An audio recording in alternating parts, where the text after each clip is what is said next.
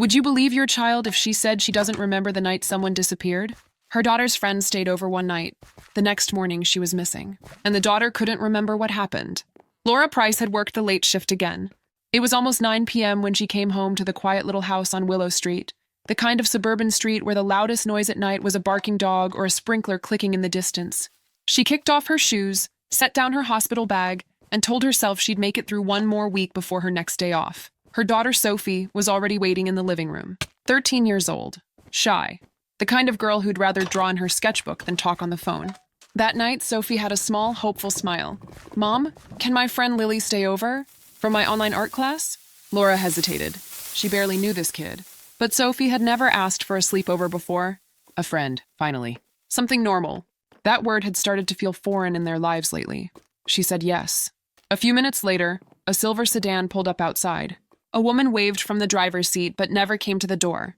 The passenger door opened and a thin girl stepped out. Long brown hair, backpack slung over one shoulder. "Lily." Laura waved. The woman in the car gave a small nod and drove off before Laura could say a word. Strange. But Laura let it go. Inside, the girls acted like they'd known each other forever. Pizza boxes, a blanket fort, the glow of a movie on TV. Laura watched them from the kitchen, smiling for the first time in days.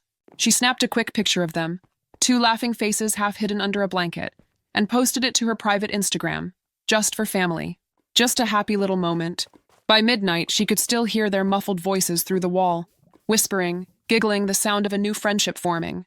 Laura smiled to herself and drifted off, thinking, maybe things are finally getting better. The morning light came harsh and bright through the blinds.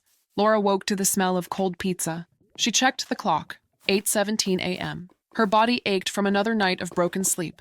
She expected to hear the girls talking, maybe arguing over breakfast. But the house was quiet, too quiet. She walked down the hall. The guest bed was empty, blanket thrown aside, pillow on the floor. Lily's backpack was gone. Her jacket, too. Laura frowned. Maybe the girl's mom picked her up early? She called out, "Sophie?" Her daughter sat at the kitchen table, hair messy, eyes half open. A bowl of cereal sat untouched in front of her. Laura poured herself coffee and said, "When did Lily leave?" Sophie blinked slowly. "I don't know. I feel weird. My head's heavy." "What do you mean weird?" "I remember watching the movie. Then, I was on the couch. I think I fell asleep. Did she say goodbye?"